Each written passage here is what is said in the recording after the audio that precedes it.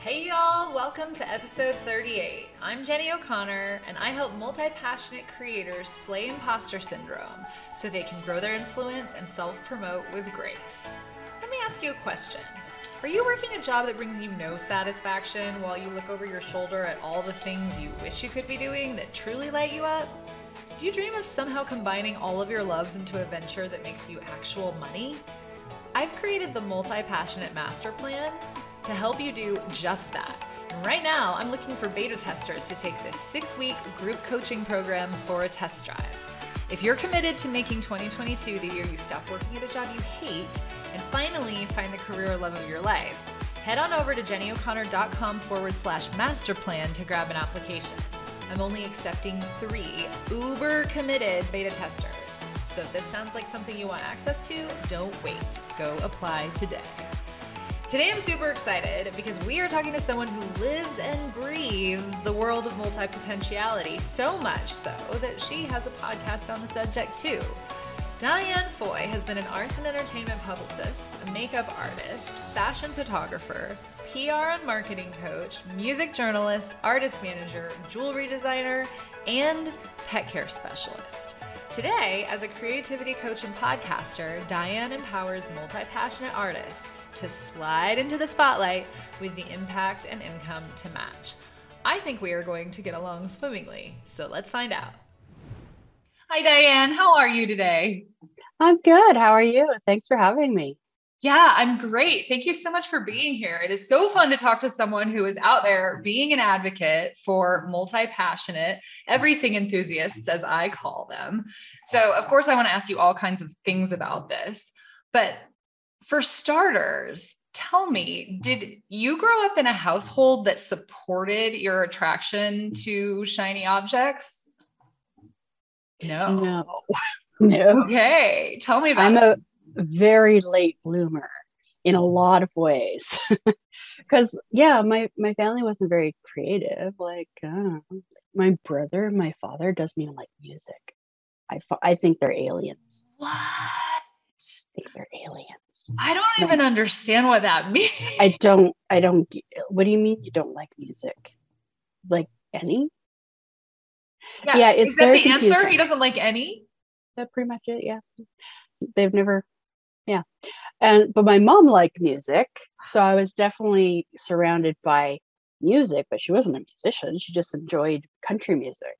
Okay. So country music was around. And then, I'd play with arts and crafts because of like school and stuff. But that's about it. I always liked arts and crafts, but wow. I came to all this on my own, I guess. Interesting, because I've interviewed a lot of people, and so far we're kind of running under this theory that it's genetic in some way. Like at least one parent usually has this multi-passionate gene inside of them, but not so for you, huh? No. Wow. Okay, so how old were you when you figured it out, and how? Well, the multi-passionate thing, I probably just figured out very recently, but I always loved arts and entertainment. And so like even my Barbie dolls were not Barbie. They were Donnie and Marie and Wonder Woman and Charlie's Angels. So it was all like TV and entertainment. And then in high school, like I took clarinet for a couple of years. Actually, I just posted something recently about the clarinet, is that I forget I even played it, but I played it for 2 years. And I'm starting to think, I think that was maybe one of my very first multi-passionate things. How when you start, you're obsessed and practicing all the time. You want to know everything. And then after a while you get bored. And I think that was one of my first, is like, I took it for 2 years, but by grade 8, I was kind of bored of it. I didn't continue on. And you'd think because I like music, I would have, but no. Then I floated, didn't really have a creative outlet for a few years. But again, I still loved music. I was like always going to concerts and buying music. I loved it. So when it came time to what are you going to do with your life in high school, the career counselor, he was kind of only interested in the people that were really smart going to university. That wasn't me. And then, so for you, it's like, oh, secretary, teacher, or whatever. And I was like, I don't want to do any of these things. So how do I get to work in entertainment? And I took out my Pat Benatar tour book Love it. and went to the back, went to the credits, and looked at all the job titles. Like I either didn't know what they meant or I wasn't interested. But then I saw photographer and I was like, ah, I can photograph musicians and actors and all that stuff. So, okay, I'm going to be a photographer. I'd never really picked up a camera. I took pictures with a Polaroid of my animals when I was a kid. That's about it. So I was going to be a photographer. So I took photography in high school and publishing and went to a 2-year intensive technical photography school, which was very hard. It was a lot of pressure. Again, I always call them creativity killers. Like my high school counselor was like, you'll never get into that school because you need really good marks in chemistry, physics, algebra. Mm. And then I believed that. My mom said, hell no, like you can do it. And then I went to that school and then that teacher was just so, it's not good. It's not good. It's not good. You're not good enough. And then again, I'm starting to believe them. But after that, I went to makeup artistry school. Again, I guess I was just wanting to learn everything. So then someone else went to makeup artistry school thinking for their own photography. So I'm like, I'm going to do that. So I went to makeup artistry school. Then I tried to come up with a career doing some makeup, some photography. I started doing more fashion photography, but I also always wanted to shoot actors and musicians. I grew up in Western BC, Vancouver. So then I moved to Toronto. The plan was to pursue photography, but then I didn't do photography for a long time because I got in with makeup. So I was a makeup artist for a long time. And you know how like now that we know about multipassionate and multipotentialites, we know that there's like serial specialists or there's the ones that, do everything at once. I think I was definitely like a serial specialist because I would dedicate long periods of time. Like I did photography for 5, 6, 7 years. Then I did makeup artistry and kind of only did makeup, hair, fashion for a good 8 years. But then I started getting bored of that. And then now what am I going to do? I tried journalism. Oh, and each one is like, oh, this is it. This is what I was meant to do. Yeah. No. So everything that you pursued was to get you into the entertainment industry in some way. Yeah. Okay. And so it sounds to me like you've read Barbara Sher because you just said serial specialist. Yes. You have. Yes. So she talks about the rewards. Like if we can figure out what the rewards are, that those are the things that drive us. So for you, that was always the drive. Whatever the career almost didn't matter as long as it could get you into the entertainment industry. Especially then, yeah. I was like, I just want to be around musicians and performers. Yeah. And I wasn't one. I was way too shy to be one.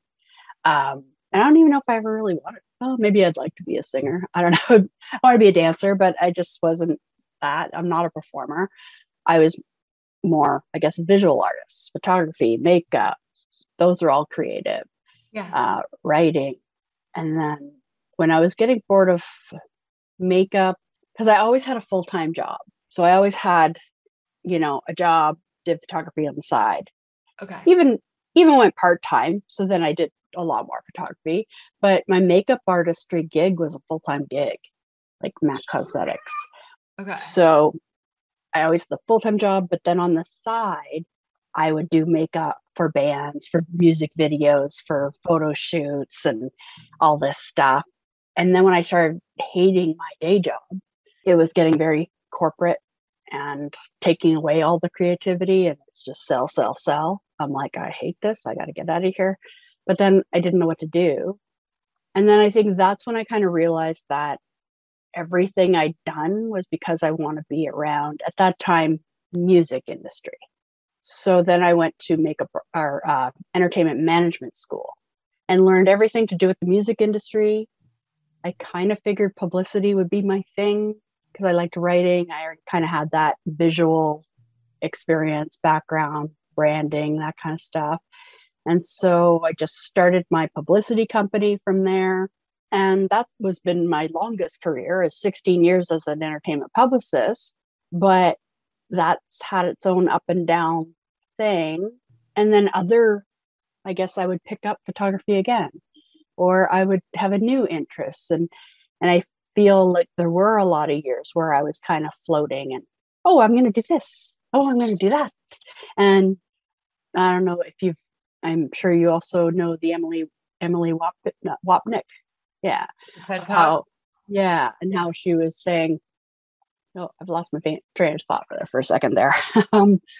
But yeah, you start to feel like there's something wrong with you. Yes. Because why can't I just stick with something? Yeah. Like when I was in photography, like the people I was around, they just wanted to do photography and they stuck with it. Makeup, like you're obsessed with makeup, you're going to go as far as you can go with makeup. And they didn't get bored. They didn't want to do something else. And I'm like, why can't I just stick with something? Why do I always want to change and start all over? And it's hard to be successful when you have to keep starting all over. So I did feel that, is there something wrong with me? But I did start living kind of separate lives because I had my PR company, but then I would pick up photography again. So then I'd have a separate website for photography. Then I had another blog for like writing and stuff. And then I started jewelry making and like no one knew I did any of it because it was also separate. Yeah. I think also we get the message, and tell me if this sounds relevant to your life, that we should just say that we're one thing because it confuses people. You don't want to confuse people. And I mean, that's what's so frustrating. Like, why do I have to put myself in a box so that I'm not confusing anyone? But it's true. Even now, when people ask me, I'm like, how much time do you have? Yeah. Yeah. But I can definitely relate to that feeling of thinking that you're doing it wrong. I mean, honestly, that's what prompted me to start this podcast, was once I figured out, like I watched the Emily Wapnick's, I don't know why we're having so much trouble saying her name. Wow. I watched her TED Talk. And then I read Barbara Sher and realized I wasn't alone. I wasn't doing it wrong. And that's what made me want to reach out and find other people who maybe have been going through this their entire lives too, especially if you don't have parents who urge you to embrace this quality in yourself. Usually it's more of a, like, can you just focus on one thing? Like if you just did one thing, you'd be so good at it. I heard that message, not from my mom. My mom is absolutely a multipotentialite, but from a lot of other people in my life, because inevitably we are good at all of these different things. Even if we're not masters, we're good at them. So people look at us and say, if you just stuck with one thing, you'd be so great. Yeah. So I knew, I mean, of course, if you have a podcast on this subject too, you've obviously had a lot of these like same stories. So you to this day, then, do you still have separate websites for all of these different loves? No. So I, again, changed a few years ago. And I think maybe 2017, I didn't know where for once, I didn't have a new passion that I was going to go chase. I was like kind of bored of the publicity thing. I've tried other jobs. Maybe I'll do photography. I don't know. I kind of did say that I'm just going to get DianeFoy.com, put everything I do on it, see what happens, see where it takes me. Right. I'm still going to do publicity, but maybe I'll do photography and maybe something else will come up. I don't know. I'm going to spend a year and just like explore.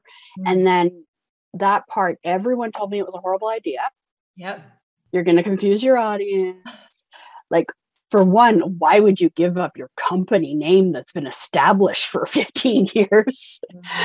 People know you as that. Like, that's your company and your brand name. Why would you give that up? And also, you're going to confuse people if people go to your website and they're like, what the hell does she do? I'm like, I know, but I'm going to do it anyways. And this was before I heard of the multipassionate, multipotentialite thing. So I was kind of like, I know everyone's telling me it's wrong, but something in me was like, but I think, and I would even say, but what about those, famous people that do all these million things? And the answer was, oh, but they have people that, they don't really do all that. And I'm like, I'm still going to go for it. I don't know where I'm going to go. So I did spend a year and I did some photography stuff and didn't really know where I was going to go. But then I attended a branding for artists kind of workshop. Even though I know branding, I don't know, I went. I don't know why I went. But it was interesting because she was a coach for artists. And part of it, she asked, like, what could you do with all your experience? What could you do that would kind of would make sense for all your talents? And I started to think about consulting, because then I didn't really know coaching. But by the end of the day, I figured out it was coaching, because then that's, I can combine everything and be like a super coach, because like I can combine everything. And then, so 2018, I just went full on in and learned coaching. I did coaching programs. I learned, of course, being the multipotentialite, I can't just take one, no one coaching program was a fit. Of course. Of course. And you love to learn, so you just got to take another one and another one. It's like, well, yeah, life coaching, creativity coaching, marketing coaching, business coaching.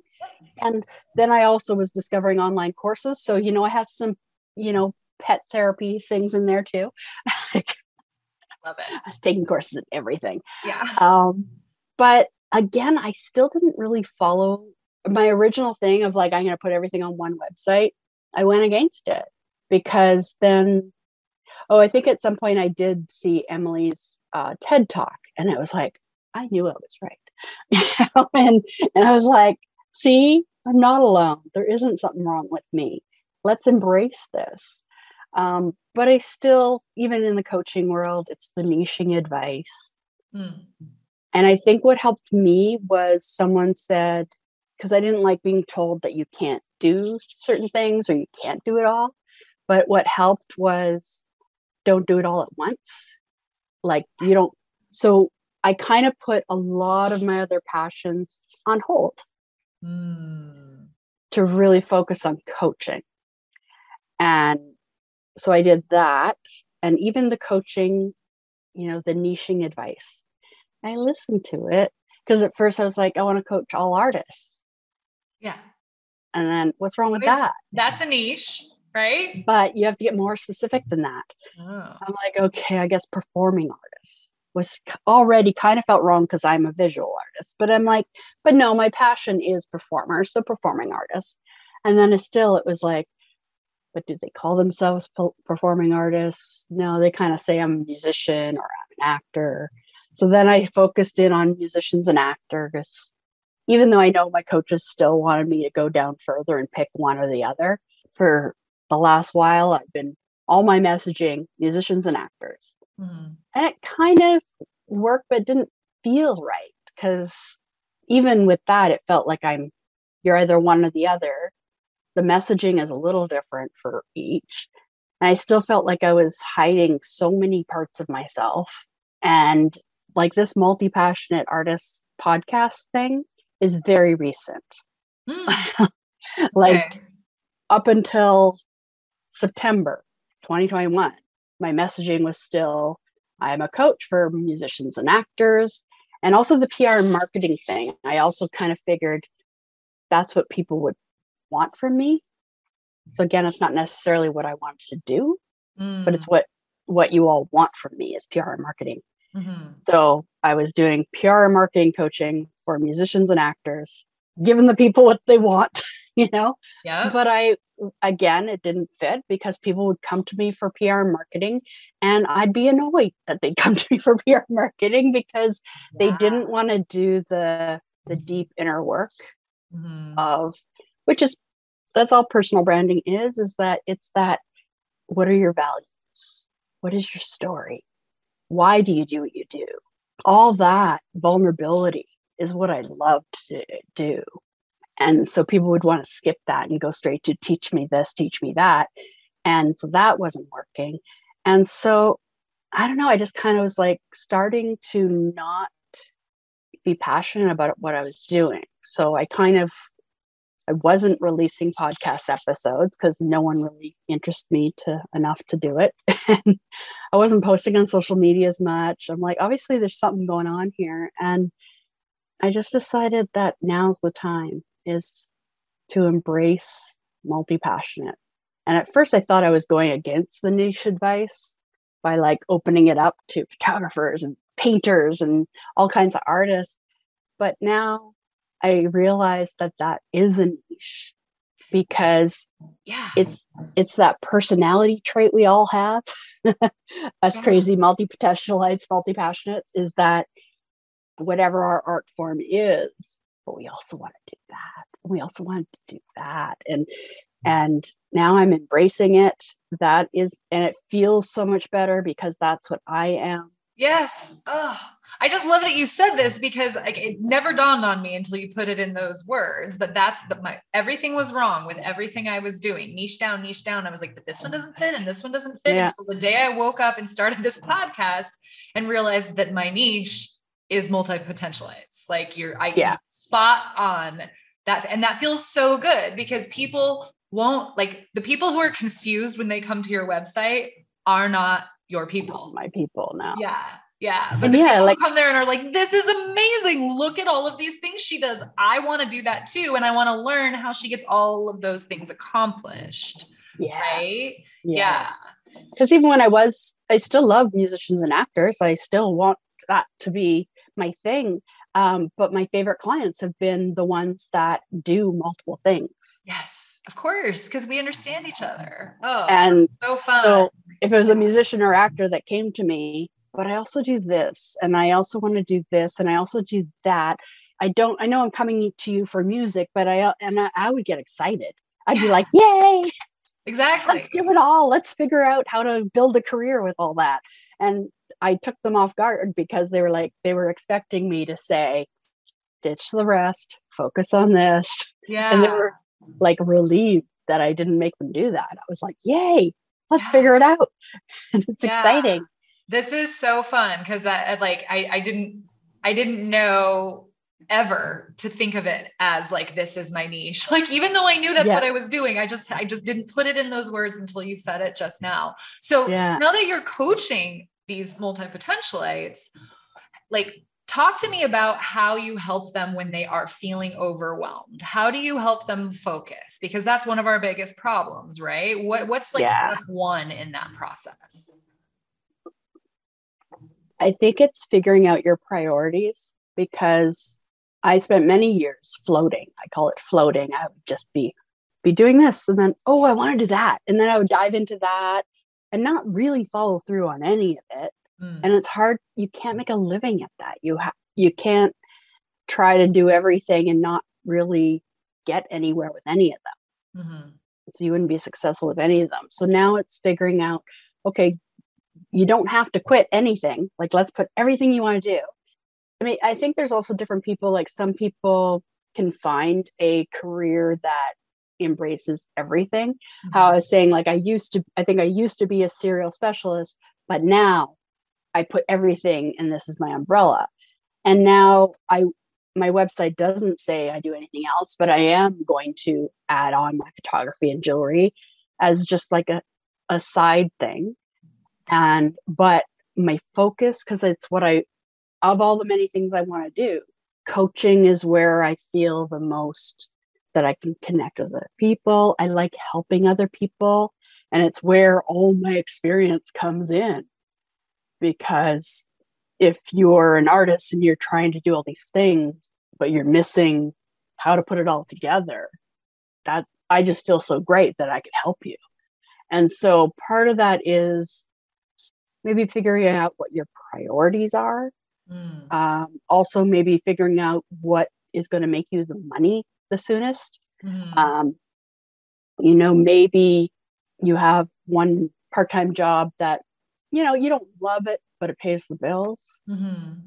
Then keep that, develop, and then your kind of other focus will be, what is your top, what are you most passionate about, and also what would make you money sooner. Then you can develop that. When that starts making money, then maybe you can ditch that part-time job you didn't like and develop one of your other passions. And so it's like a layering thing. Yeah. I think that's what I'm doing. A lot of my creative stuff is on hold. I also have a million creative things that I would say they're definitely hobbies, and mostly because I suck at them so far. That's a whole other story. But for a long time too, I always thought that everything I did had to turn into a business. And it's like, sometimes, no, it doesn't. Oh my God, you're saying like everything that's been inside of me my entire life. Yeah, because that was the thing. Like I never allowed myself, I talk a lot about permission on my show, because I never allowed myself to do art for art's sake. Yeah. Because if it wasn't a money-making endeavor, it was a waste of time.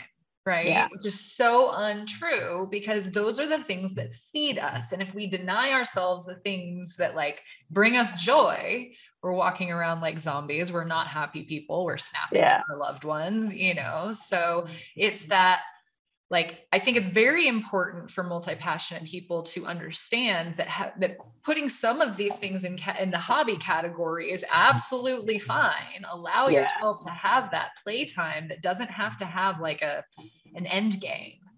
And it can always maybe turn into something later on. Sure. You know, like, and how I was saying, like, my focus right now is I want to build my coaching business, because it's it's what I love, I guess, the most. That's going to make me happy. I'm a total introvert, so I love my alone time. COVID, when it first happened, I'm like, I'm thriving. I'm getting so much done. Oh my God, same. Yeah. There was all these people were like being inside all the time. And I'm like, that's just kind of my life. And we're used to things changing and the world flipping over, and we have to figure something else out. Yeah. We're used to that. So we thrive, but it's what my main focus is. But even how I say I'm going to probably add some jewelry and photography on my site, again, just so that I'm doing what I said, is like putting everything out there. Yeah. But I'll pick them back up once this is more in the flow. Yeah. Then it'll open up some time to maybe figure out what I want to do for photography or makeup or whatever. Yeah. So I think it's just a layering thing, and then have your hobbies. And I guess mixed media, painting, collage, art. Right now, I suck at it, but maybe in 10 years, people would want to buy what I'm making.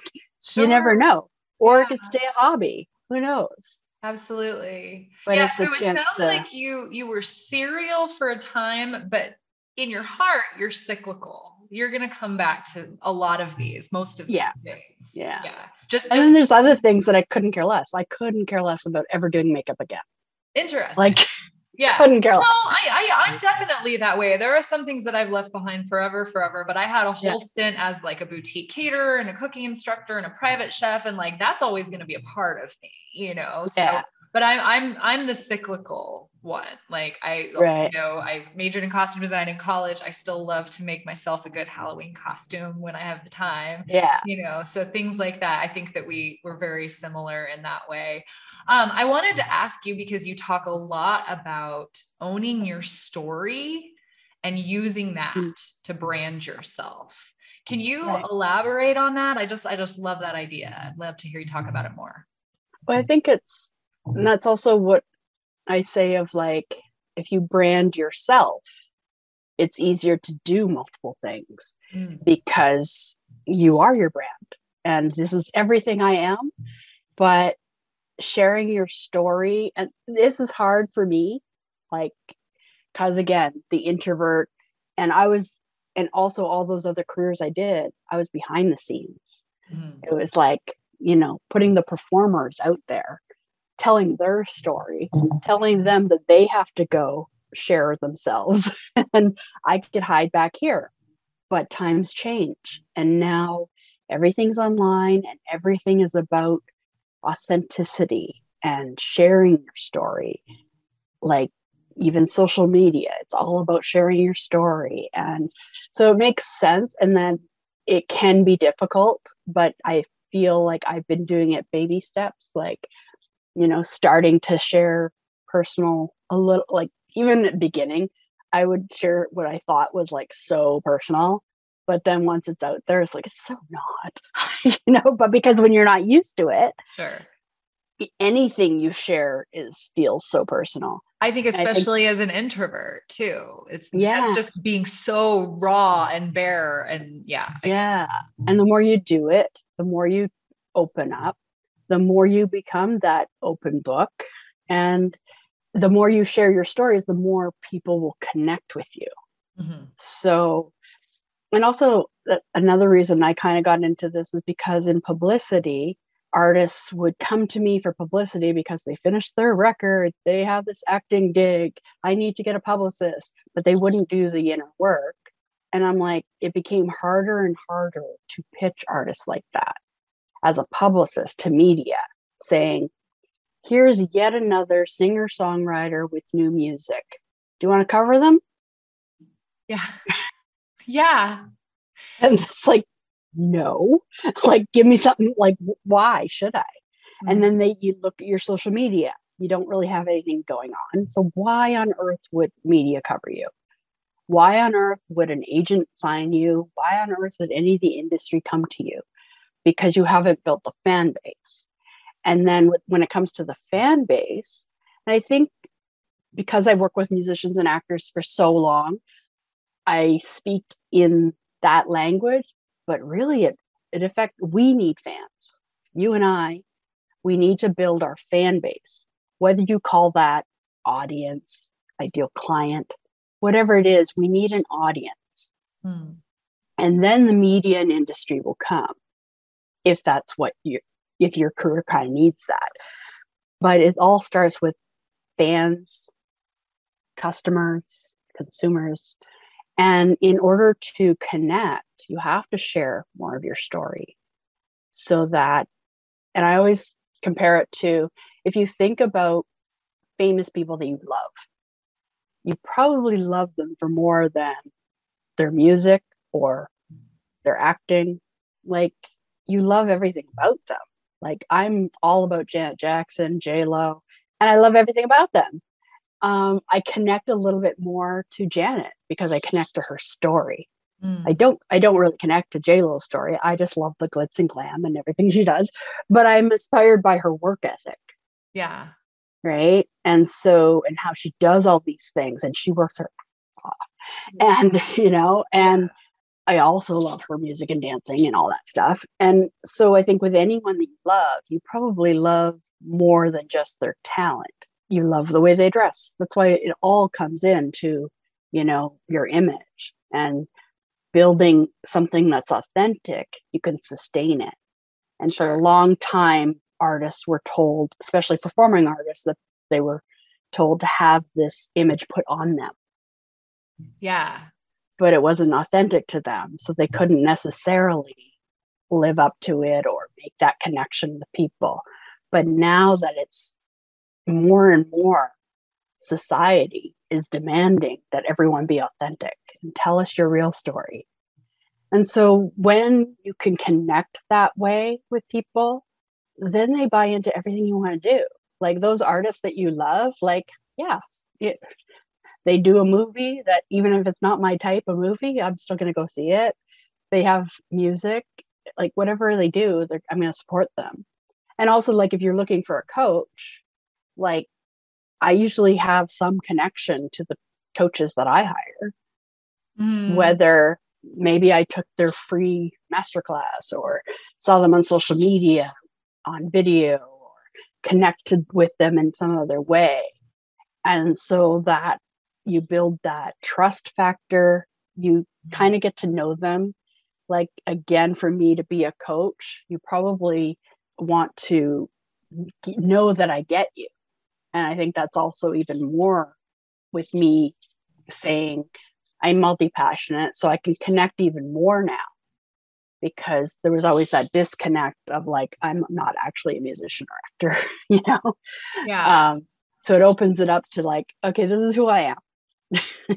So I still love musicians and actors, but really, I'm really going to get you if you also want to do other things. And I get excited if you're a musician, but you also want to act. Yeah, I totally get that. Would you say that this owning your story also has to do with embracing your quirks? Oh, yeah. Because we're all, unique in that way. And I think that's it. It's what makes you stand out. Right. Because especially if, like right now, like you're kind of a multi-passionate coach as well, right? Yeah. Yeah. So like there's not a lot of us. So right. No matter what we do, we're going to stand out. But so we got that benefit. But when it comes to other artists, it's like how I was saying, yet another singer-songwriter. Right. You have to share your story and all those quirks about you. That's what's going to make you unique. Exactly. And that's why I always, even as a publicist, I would always get excited about, well, what else do you do? Yeah, let's talk about that. And they would never even put it in their bio. And I'm like, no, that's what we need, because it's something that's more interesting, or it adds to you more so than just music. And so embrace all that. Yeah. And I think that's what helps. It helps you, makes you unique. Definitely. I heard said, it was actually at a podcasting expo, but one of the guys who was speaking said, own your weird. And I just fell in love with that phrase, because I was like, that's why I hired the coach that I hired, because she admitted to having squirrel brain. She's diagnosed ADHD, and she talks about the things about her that might be perceived as flaws. Yeah. That's what makes people relatable. So I think that that's exciting, because I feel like as multi-passionate people, we have this like baggage that we carry with us about all of the things. Like even now that we're starting to learn that we're not broken, all these things, these are still dialogues or like, monologues going on in our heads about like how we've been doing it wrong up to this point. So the notion that some of these things that like we perceived of as flaws could be the thing that connects us to certain people in our audience is kind of exciting. Like you no longer have to have that like feeling that it's bad to be this way. And that's great. So that actually brings me to my next question. How do you combat imposter syndrome, specifically the kind that comes from never feeling like an expert at anything? Good question. I don't know. How do I do that? I don't know. I mean, are you just inherently a brave person? Like, how do you put yourself out there? I know, right? Like me too. So I'm always curious how people like motivate themselves. Do you play tricks with on yourself? Like, how do you get out of your own head? I think a lot of it, how I was saying I was a late bloomer, is that because I had so much like shyness and come from a family that you got to have a secure job and get a real job and all, and like, no, you need a steady paycheck, you need all this. So it took a long time for me to take any kind of risk. And so I probably didn't take a risk until I became a publicist. And only that was because somewhere along the line I actually quit my regular job. And so when I finished school, I didn't want to get another real job. So I had to figure out this entrepreneurship stuff. And part of it is for putting myself out there. Again, as a publicist, you could hide behind, but more so now, one of my mentors, Jasmine Starr, she always says, do the work that most people won't do. And also it's figuring out why you want this, because I don't want to put myself out there. I don't want to do video. I don't want to be sharing everything about me. I'm getting better at it, but I still have a mountain to climb with video. It's my next challenge. And what pushes me is that it's the why, like getting clear on why you want to do this and also what you want. And it's just, in order to get what I want and be where I want to be, this is the things I have to do. So you got to do it. Like, part of it. And it is that do the work that most people won't do, because most people won't do it. Yeah. And, other people will make excuses of why they don't post on social media that often. They'll start dismissing it like, oh yeah, I know I should, but yeah. I don't think it's that important. And I refuse to be on it. And I refuse, you're just holding yourself back. Right. And so to have because I want to help more artists, I want to do more coaching, and I want to help more now multi-passionate artists embrace who they are, because part of the why is like artists change lives with their talent. Yes. Yeah. And so we need all your creativity. We don't want you to quit because everything's so hard. So I want to help more artists follow their passions and help them figure out how to get to where they want to go. And if to do that and to impact more people, I have to build a bigger audience. And how do you do that? It's social media. And now it seems video is taking over. So all the platforms, they prioritize video over anything else. So unless I want to quit or stay struggling, that's what pushes me, is that. And also because everything I've done and pushed myself to do, it gets easier once you start doing it. Yes. Like say that all the time. Yeah. And I too resist video and reels and all of it, but I'm doing it. I just I don't love it. Yeah. I posted my first reel in a very long time yesterday, and a friend immediately was like, what a cute video. And I was like, oh my God, they're so exhausting. It's a lot of work. I know. And I know it's just a matter of getting into practice, and then it won't be. But since I'm not there yet, I find like it takes me 4 hours to edit a thing. And that's just a lot of time. That's what holds you back now, because it's like the learning curve. But then I look at when I first started my podcast, how much work I put into before interviewing someone, the technology, the insane hours of editing afterwards. Yes. Now I kind of wing it and don't edit as much. Outsource things. Do you outsource? So far, no, I do everything myself. Wow, impressive. It's a lot. Because I learn it all myself and do it. And right now I do it all. But I started, how like when you first get into coaching, they're all like, done is better than perfect. Yeah. That would drive me nuts, because I'd be like, no, perfect is pretty great. I would resist that. And now I'm like, you know what? Like how they say with podcasts, you got to be consistent. If you say you're going to release every Wednesday, then you better be. So I would stay up all night to release it on the Wednesday. But after a while, it was like, you know what? The world's not going to end. The world's not going to end if I don't release an episode this week. This has been my mantra for the last week, was giving myself grace, because here's the thing. That might be good advice. That's conventional wisdom, consistency. Yeah. But it's not made for multi-passionate people. No. I'm writing a novel. I have so many other things going on. So once in a while, yes, I do miss dropping a podcast every single week. And I finally just decided to give myself grace. That's what I'm going to aim for.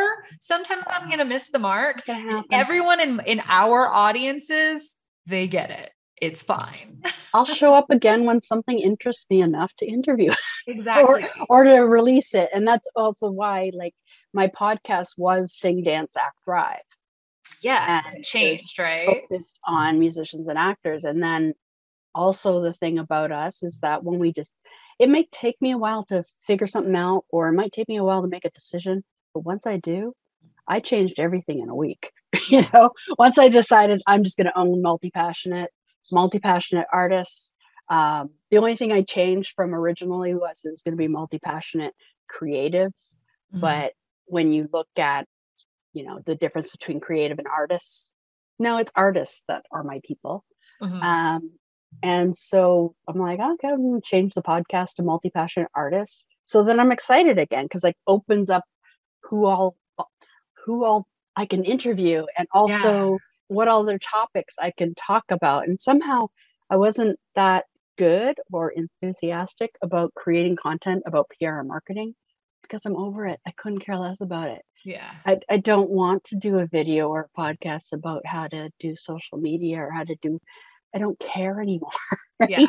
Yeah. But it was like, if that was my niche, I had to create this content, but I just never did. But all of a sudden, when it's multi-passionate artist. I'm like, oh, I could think of all kinds of things to talk about on my podcast or in blogs. And if we're talking creativity and multi-passionate, I can go on. So it kind of opened up a lot of blocks that I had. Yeah, I think it's important for people like us when we find that we're resisting something to recognize that it's time to change. And I always advocate, and Barbara Scher did too, to stop. When it's not working for you anymore, stop. And that is also goes against conventional wisdom that is like grit and perseverance, keep going. blah, blah, blah. But I am not a lazy person. I don't give up easily. You don't give up easily. Yeah. We just know ourselves finally well enough to know that we're so good when we have enthusiasm behind what we're doing. So why waste our energy anywhere else? And I think it is like, goes back to how we were talking before, figuring out your priorities. Absolutely. You know, the podcast is not my number one priority, because I've been on other people's podcasts and they're like so organized and like they do so many things before and after and all the prep and all that is. And I'm like, I don't have time for that. Well, actually you could have time if you did this. And then I realized, oh, right. I don't say I don't have time for that anymore. I say that's not a priority for me. Mm-hmm. Good. That's not something that I personally care to put my energy in. No, like it's not my number one thing. It's one of many things. Exactly. You know? Yeah. And knowing what you're focusing on, then you know what your priority is. And okay, if to do this one thing, I need to do this, and this. Okay, I'll do it. It's what it takes. Yeah. But if it's not a priority, no. No, 100%. I completely relate to that. So you've mentioned your podcast. Tell my audience the title of it again, in case they want to listen to it. So it's Multipassionate Artists. Multipassionate Artist. Okay. Yeah. And where else can my audience find you if they want to learn more about you? So my website is dianefoy.com. On social media, I'm Diane Foy Arts. And then I have a Facebook group and a Clubhouse club called Multipassionate Artists.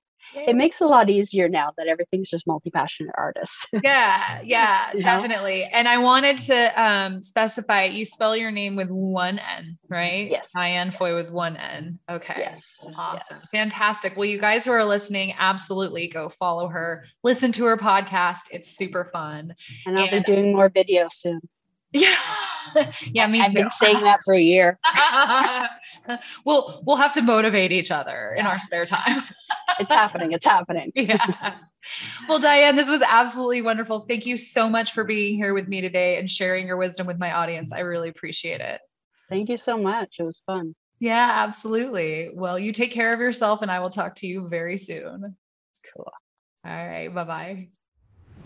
Thank you so much for listening to today's episode. Be sure to hit subscribe so you never miss one. And if you found this content valuable enough to warrant a tip, you can show your appreciation by visiting buymeacoffee.com/Jennie O'Connor. You can also support the show by rating and reviewing. But if you do, be sure to take a screenshot of your review, post it in your stories, and tag me at Your Creative Fairy Godmother. That way, you will be entered into my giveaway for the best book I have ever come across on how to slay imposter syndrome, The Middle Finger Project by the inimitable and ever so sassy Ash Amberjay. The contest runs until December 31st, and trust me when I tell you, this book will change your life. And don't forget to go grab your application to be a beta tester for my new program, the Multipassionate Master Plan. I am sincerely hoping to change a few lives with this course, and I would love for yours to be one of them. You can grab that at JennieO'Connor.com/masterplan. So that's it for today, you guys. I love you all for being here. Thank you so much. And until next time, get out there and do the thing.